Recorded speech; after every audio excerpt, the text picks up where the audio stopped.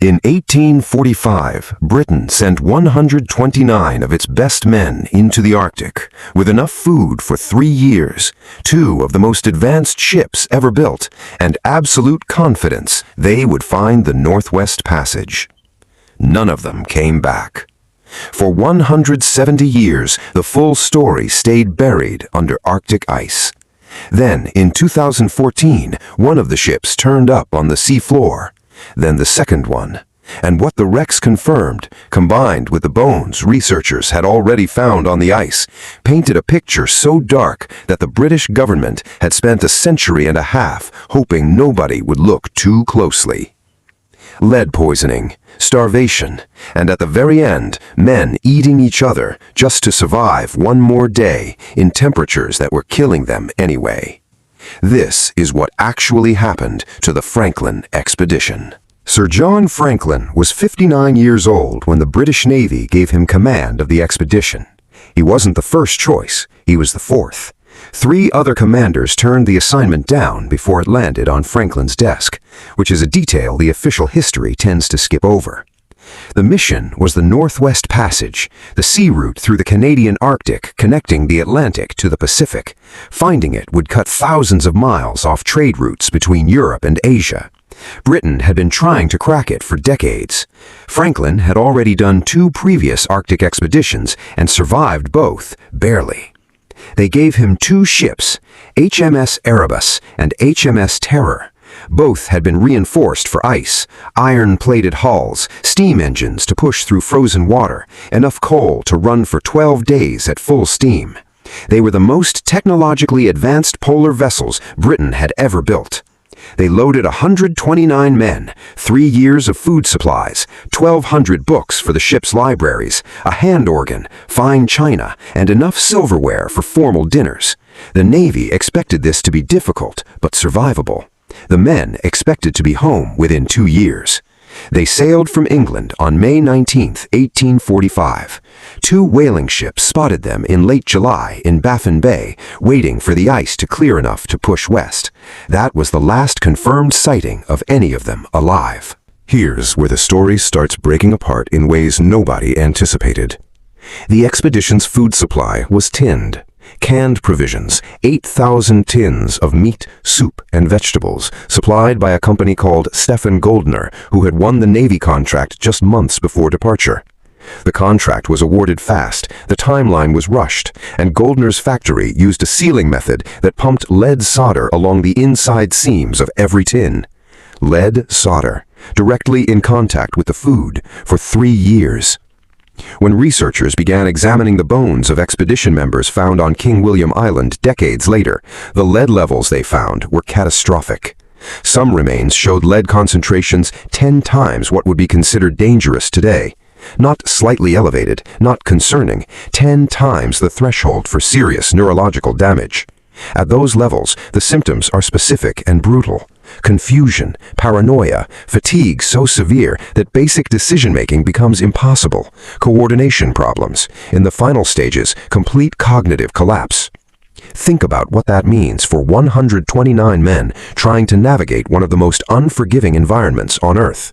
The ice trapping your ships, temperatures dropping to -40, every decision carrying life or death consequences, and the men making those decisions are being slowly poisoned by their own food supply.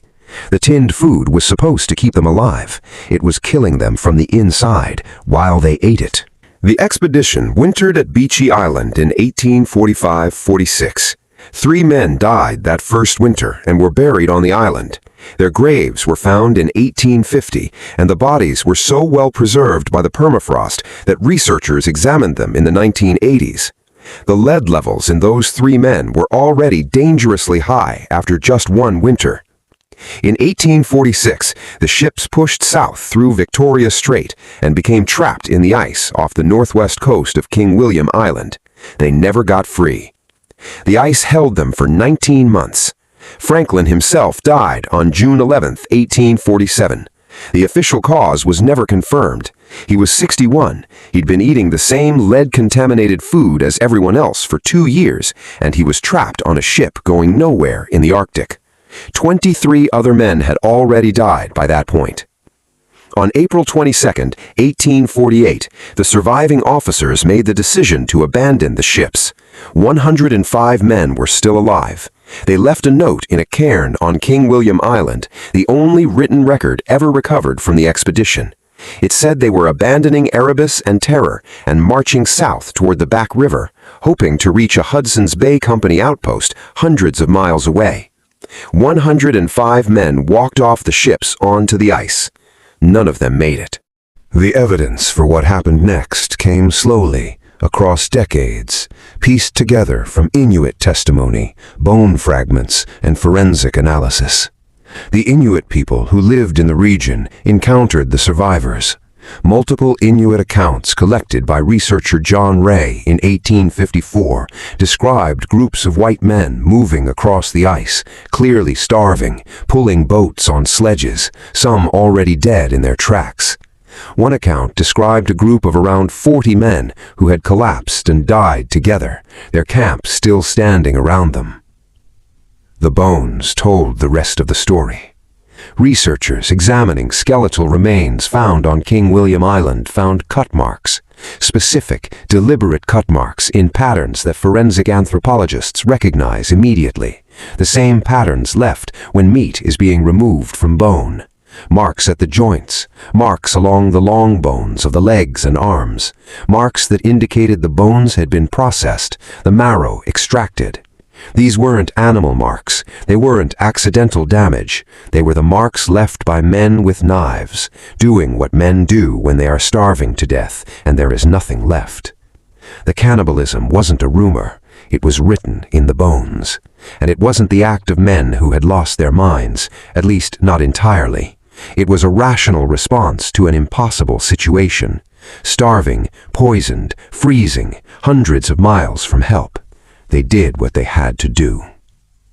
It didn't save them. Every single one of them died on that ice.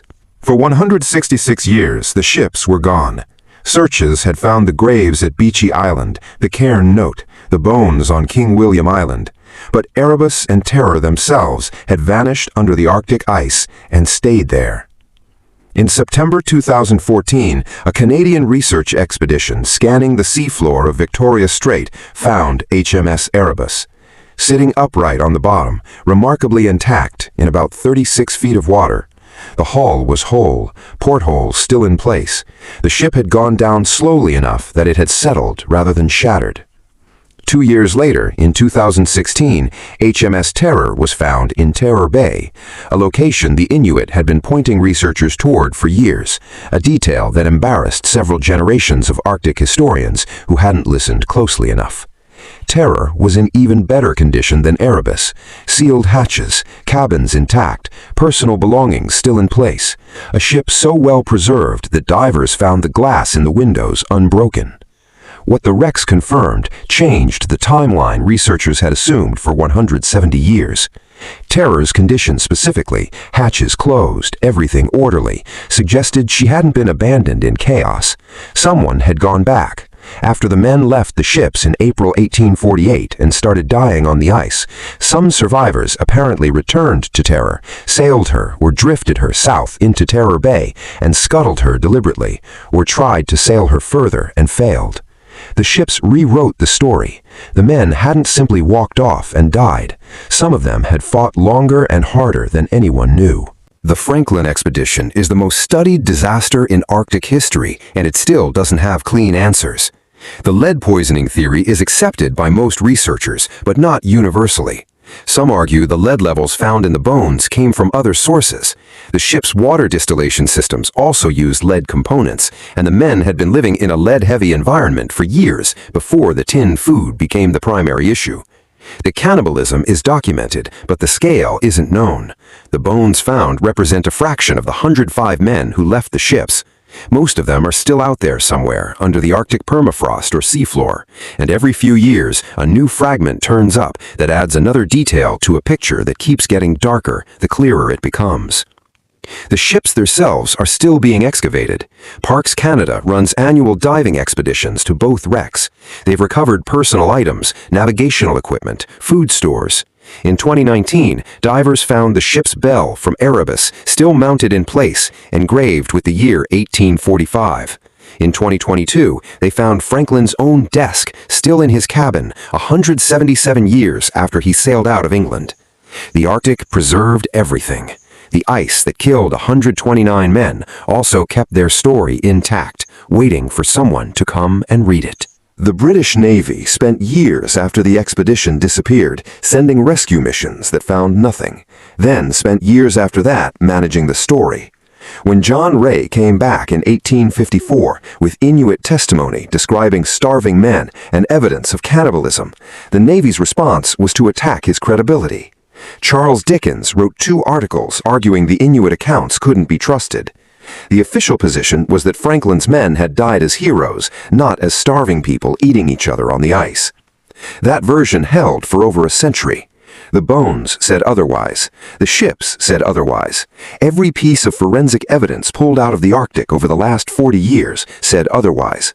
129 men sailed into the ice in 1845 with fine china and a hand organ and 3 years of food that was poisoning them. They fought for 3 years. They went back to the ships when they should have been finished. They survived longer than anyone gave them credit for. And then the Arctic took them anyway.